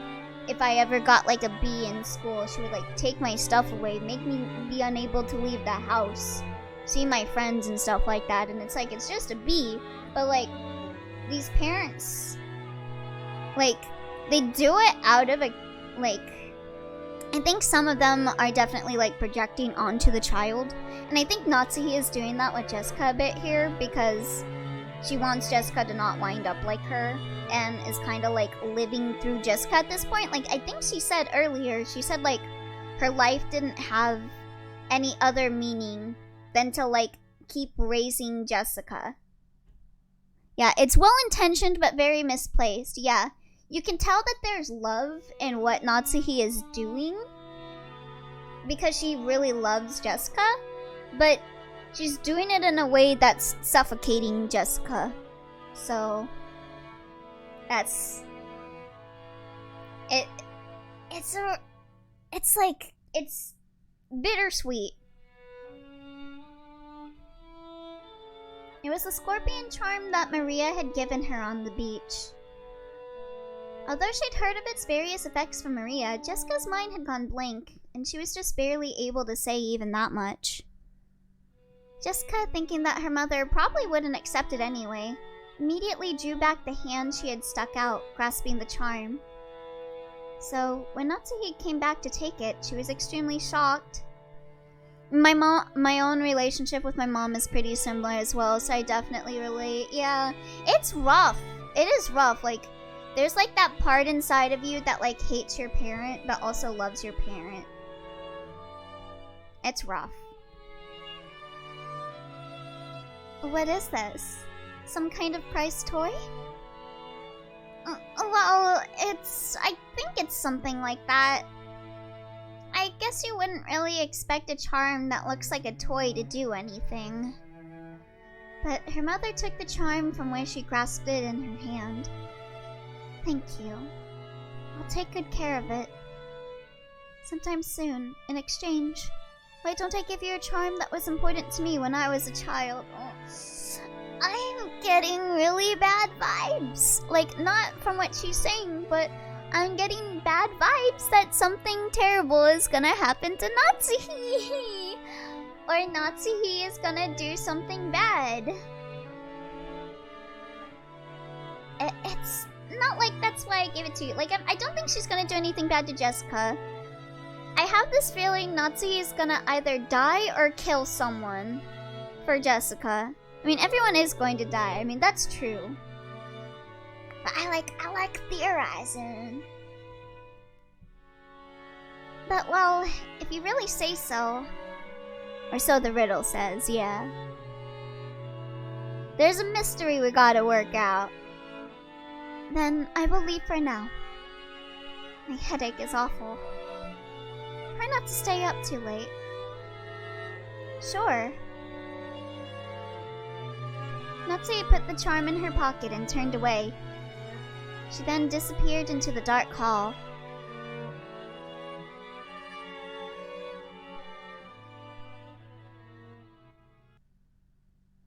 Man.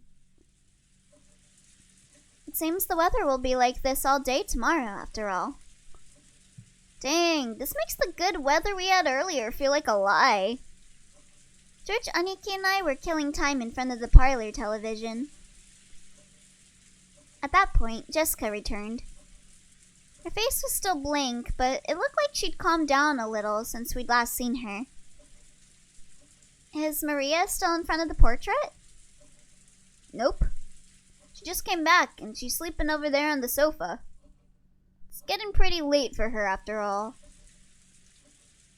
Man, was she crying in front of the portrait all day? Looking at the clock, I saw it was a little past 10 o'clock p.m. Even if we were planning to stay up all night, it was about time to head back to our room.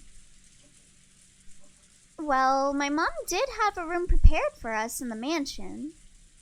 What do we do? I'd rather head back to the guest house.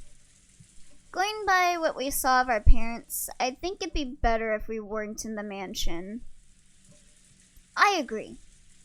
Feels like they're telling us kids to mind our own business and stay out of their way. Let's be good little boys and girls and do that. As we were talking about this, Aunt Rosa came into the parlor.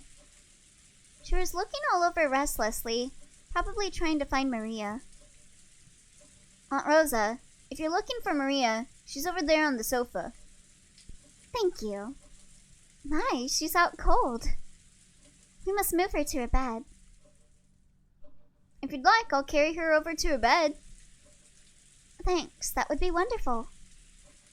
Are you all heading back to the guest house? Or are you going to stay in the room Natsuhi-ne-san had prepared here? We were just talking about that. We just decided to head over to the guest house. I see. Then, could I ask you to take Maria with you? In the rain? I'd feel much more reassured if she stays with all of you cousins. Behind those words, she seemed to be concealing some regret that the adults, herself included, had deeply hurt Maria's feelings. Yeah. You sure did, Rosa. Glad that you caught on to that. Leave it to us, Aunt Rosa. Damn, she learned nothing, but adults may go for her. Yeah, fuck. The adults are so mean to her! So it makes sense, I guess, yeah. The adults are so mean to her, just like bombarding her with all this stuff about Beatrice. After all, we do have an expert at comforting Maria with us. Are you talking about me? I couldn't do it myself. We'll need everyone together. That's right. Battler, weren't you the one who'd hit it off with Maria when you were messing around earlier? As we said this, Aunt Rosa smiled, looking truly happy. Thank you, everyone. It looks like our meeting will last until very late. So, while I'm sorry to burden you like this, I'll be counting on you all to take care of Maria. Hey, Maria, are you sound asleep? We're going back to the guest house. Maria muttered something indistinct, rolled over, and fell back asleep. It looked like she was sleeping deeply. She's really out cold. I'd hate to wake her. Right, I'll carry her. Maria's body was much lighter than it looked. I lifted her up and put her on George Aniki's back. It was raining hard outside, and Aniki couldn't hold an umbrella and carry Maria at the same time. When I see George smile, it reminds me of SNK games, and I don't know how. Nani? It looked like Aunt Rosa would come with us as far as the guest house to help out. However, when she heard Uncle Krause's voice call out to her, she had no choice but to return. That reminded me of like a post I saw of like characters' idol poses in fighting games, and it showed like because I know they have an Umineko fighting game, and it was showing like George's idol pose in the fighting game. He looks so he looks so awkward, like doing like a little awkward dance stance. There is one? Yeah, I think it's on Steam. What was it called? Golden Fantasia, that's the name of it. And I think a lot of the characters are in it. But I guess George is in it as a playable character, and his idol pose is really funny. I have to go back now. Is everyone returning to the guest house? After we left the hall on the way to the entrance, the door to the servant room opened and Shannon-chan stepped out. It has grown very dark, so allow me to guide you. That would be great, Shannon-chan. There is one? Bro, we need to play it. I think it might spoil on Umineko though, so I'm gonna hold out before I play it. But I think it has a story mode and stuff, so I'd like to play it someday. George-kun is going to carry Maria there. Could you hold an umbrella for him? Yes, certainly. Shannon-chan brought umbrellas for each of us and a flashlight to guide the way. As we opened the front door, the downpour was quite terrific. It looked like we wouldn't have any spare time to take a pleasant walk and enjoy the nighttime rose garden. Aniki, is she too heavy? Want me to carry her? Yo, George has them kicks. Oh, you found his idol pose? It's okay. I can at least carry Maria-chan. God, he always looks so creepy when his glasses fog up. I'm truly grateful. Please take care of Maria. I don't think they're intending George to be creepy when his glasses fog up like that, but I'm so used to that being like an anime thing. Sure, you got it. Then I guess this is goodnight, Aunt Rosa. Then I will see them over there and return here. Yes, please. Aunt Rosa watched us leave. Maria, yeah, glasses are an anime thing. You know what I'm talking about. The glint of the glasses. They're like the foggy glasses. And that's like a sign that they're like up to something. People with glasses aren't real. Oh shit. I'm wearing glasses right now. I'm not real. Oh no!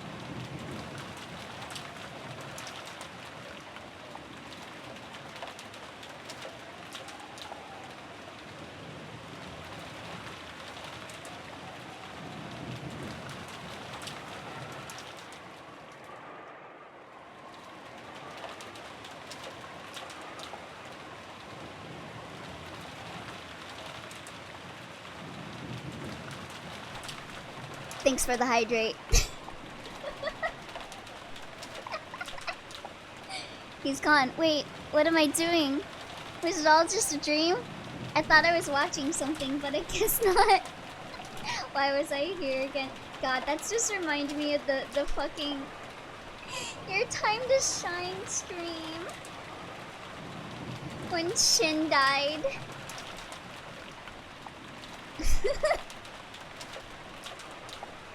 God, which was hilarious. That was so funny. Wait, I think I was watching a streamer, but I can't remember.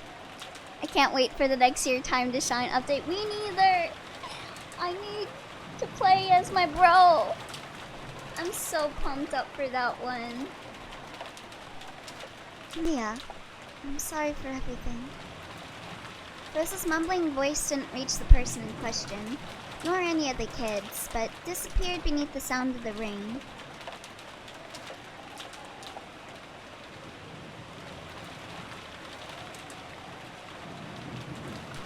Like there was no coordination, we just all knew what to do.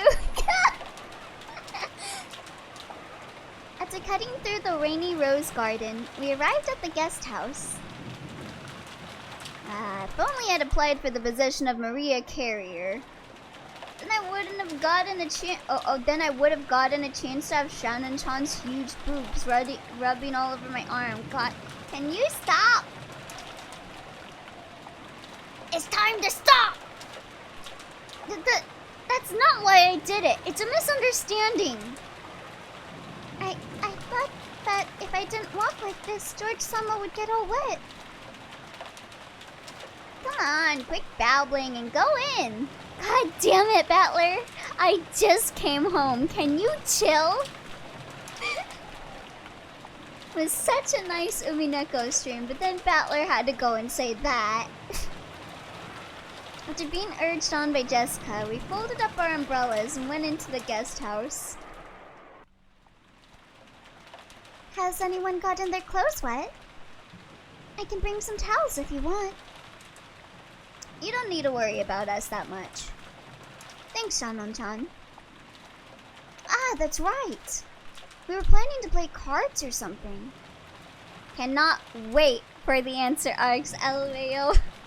Well, you're gonna have to wait. I wonder when I'll get to the answer arcs. Next year? Is that being too generous?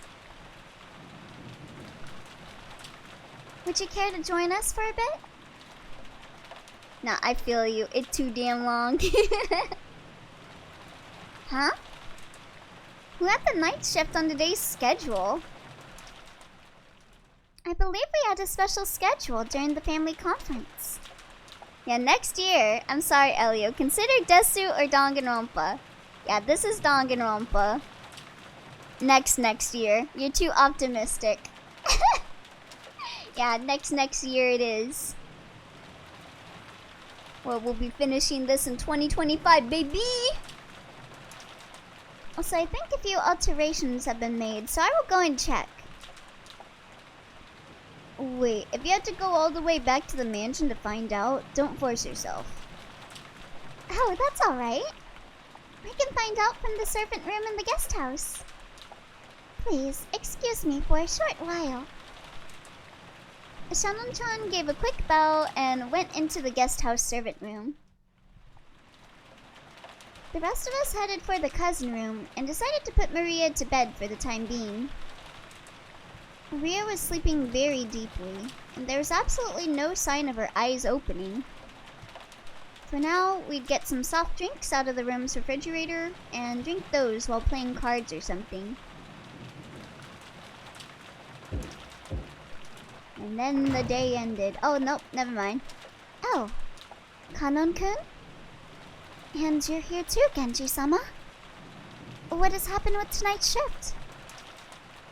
Kraus-sama has given an order. He made some sizable changes to the shift schedule. I'm watching the fighting game. George's idle pose looks like an impression of what a white person thinks a battle stance looks like.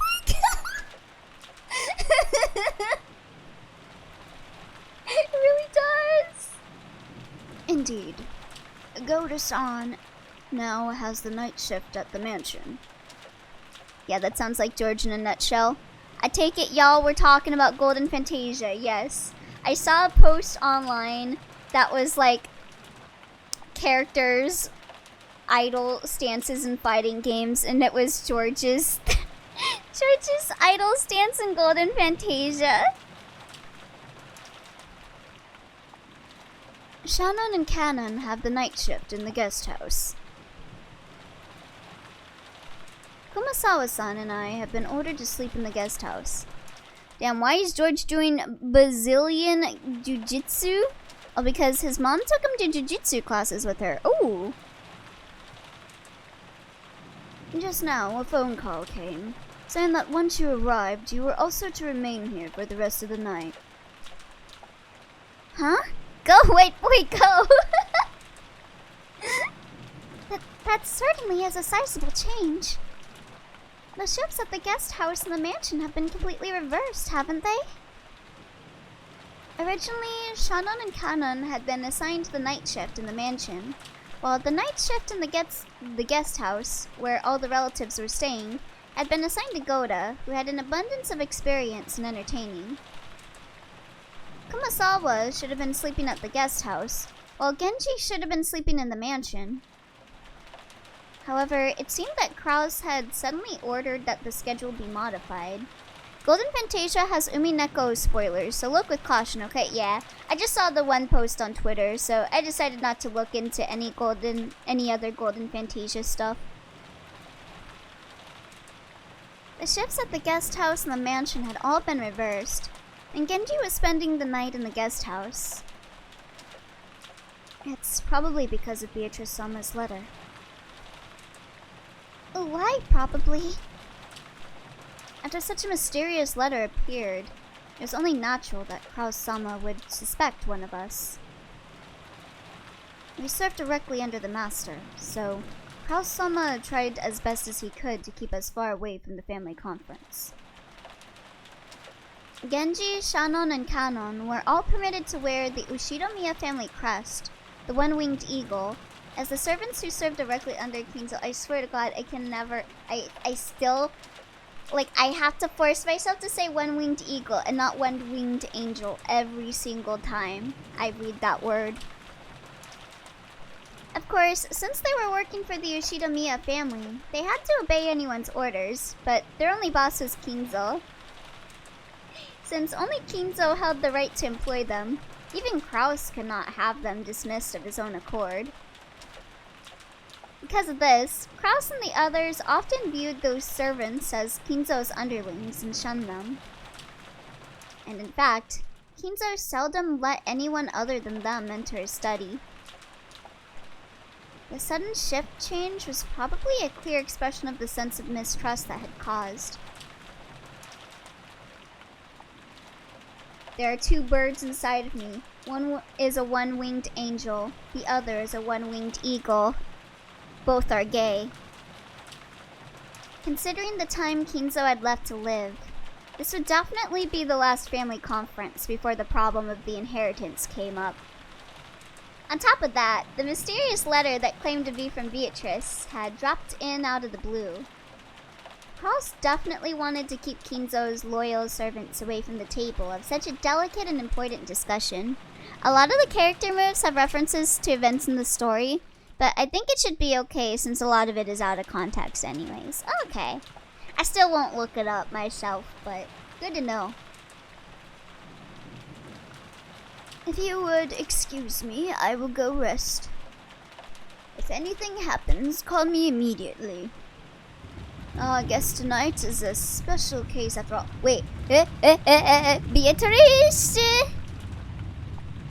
Whoa, Beatrice! Yes, certainly, Genji-sama. Genji nodded back, went behind a screen, took off his jacket, and slowly began to relax after a day's worth of tension. The ones who just returned now. Were they the children? Yes. The other relatives are having a conference in the mansion. There's like characters who don't show up or don't even use their powers until the answer arcs. It looked like it would drag on for quite some time. And then we've got it easy. It's already this late, and there's this weather. The rest of the relatives will probably spend the night in their rooms in the mansion. Yes, probably. I'm only saying this because Genji-sama isn't around, but I'm a little happy I was sent to the guest house, I guess. Oh? Where's that? Because you can stay away from Madam and Eva-sama, those bullies? Yeah, fuck them. Or do you have another reason? It's not as though I have, another reason. I see. Then, let's do our best together with our night shift. I'm counting on you, Nissan. Just now, I was asked to go to the children's room and play with them. Shannon hung her head apologetically, gazing at Kanon uncertainly. Kanon didn't try to meet her eyes and spoke curtly as he sighed.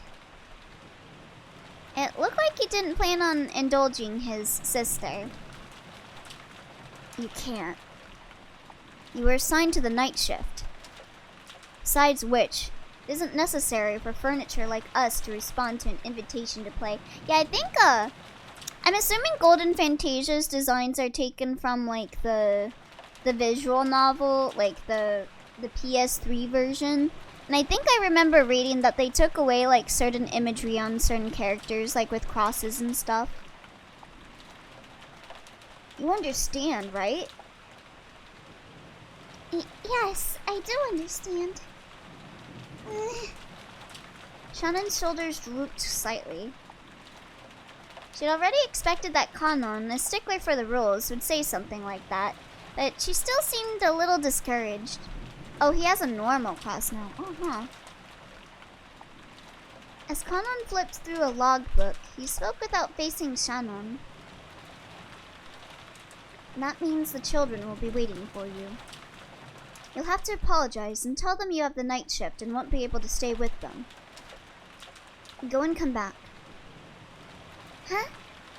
Yes. I'll go apologize and come back. Shannon hurriedly stood from her seat before her brother's mood could change and flew out of the servant room after giving a quick bow. A bow. As she watched her go, Kanon took a single deep breath. Genji's voice came from beyond the screen. Kanon. And I think they just did their own flair on their looks. Like, Beatrice has a bow on the back of her dress in Golden Fantasia, but she never had in any other iteration. Oh, I see. I will be here, so you can go too. Genji-sama. Shannon was the only one called. It's not as though I was invited. That is only because you were not there at the time. If you had been, you would have been invited as well. Yeah, let him go have fun too!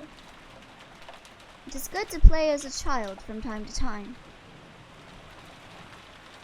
No, such a thing is not necessary for me. Human children may have a need to play, but we are furniture. Is that so? Nea-san is also furniture.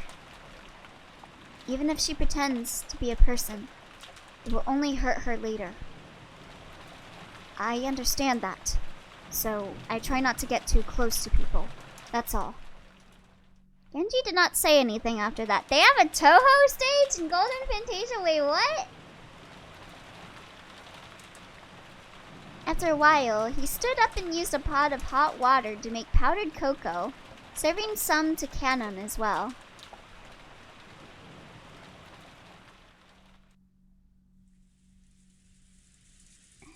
Jessica is very cultured. No, legit? Reimu and Marissa are having a concert? What? Nani? Is that for real? I know, right, Battler? Yeah, Jessica cosplayed as Marissa in her school festival. Oh my god. Check your DMs.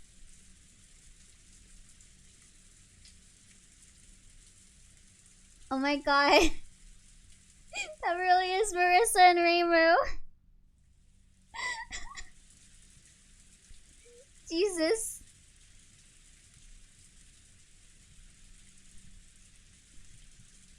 I had no clue. Dumbass, you're too loud. You wake Maria up. Battler was so surprised that he yelled obnoxiously and scattered his cards everywhere. His voice caused Maria to turn over once, but she soon fell back into a deep sleep. Jessica gave him a jab and he lowered his voice. Still, seriously, I didn't even mention it.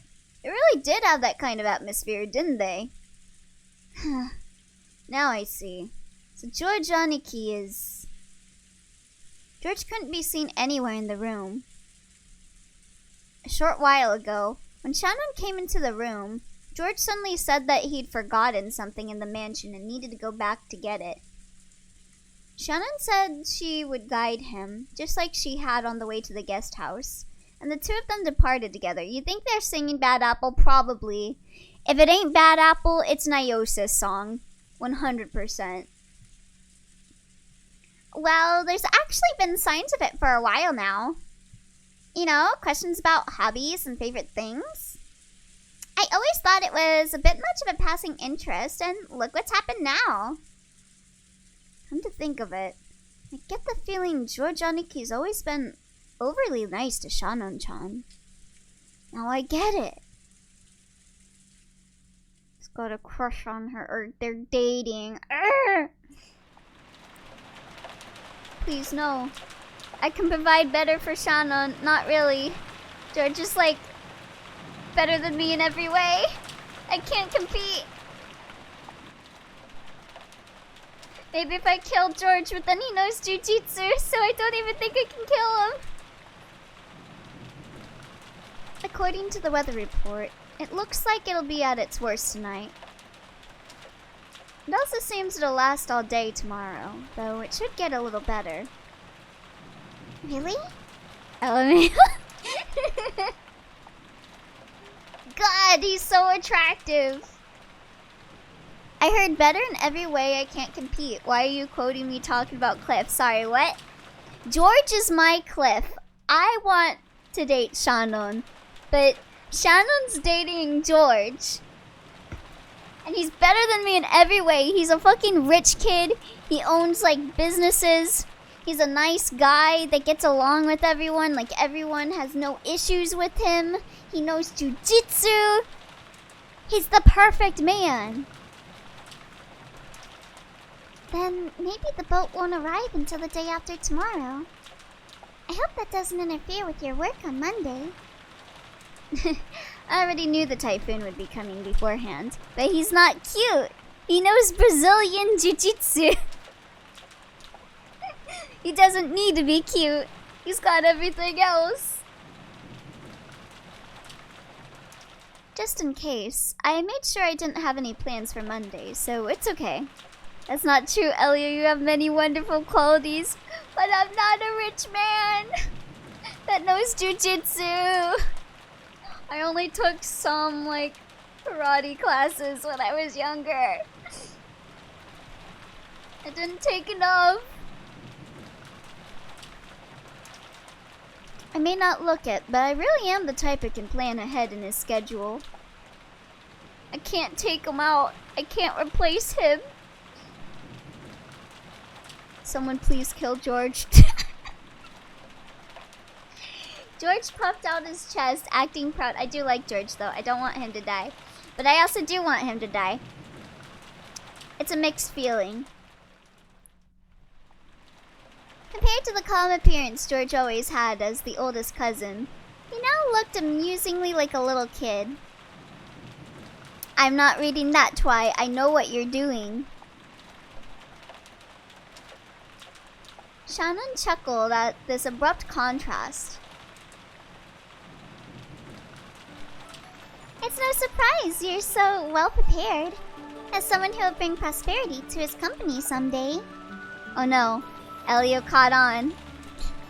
Yeah, now it's time to compliment me, Twi. Chop chop! Chop chop with the compliment! But Elio, you're a wonderful streamer and friend.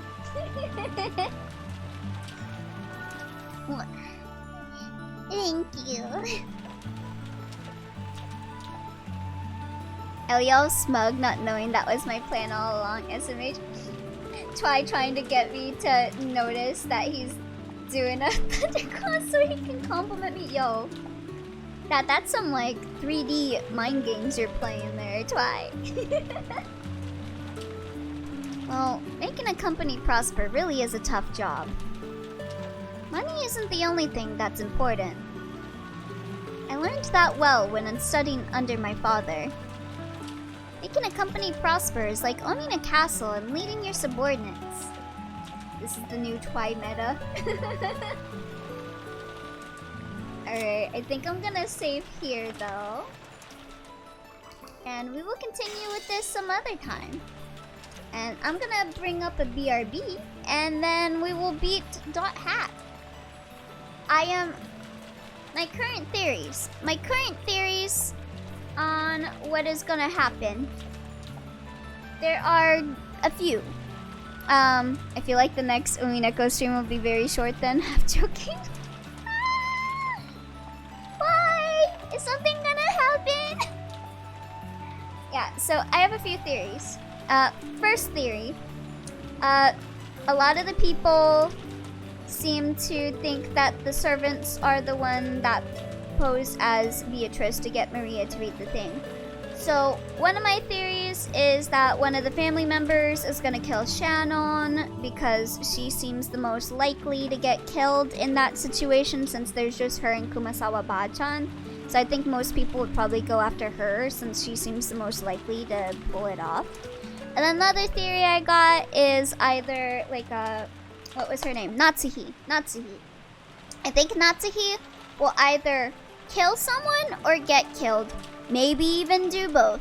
Maybe cross counter. Maybe she's killing someone and then like they cross counter and they both die. I don't know.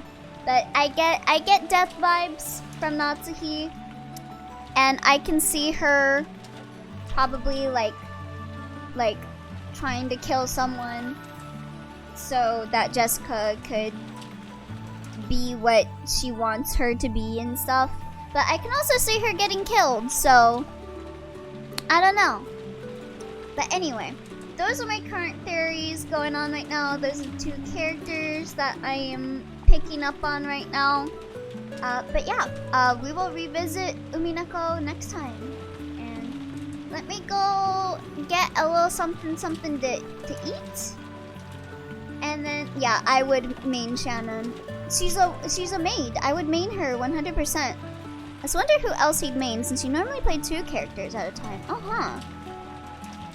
But yeah. I'm gonna go in a BRB real fast, get something quick to eat, and then we'll play some .hack. So see you guys in a bit.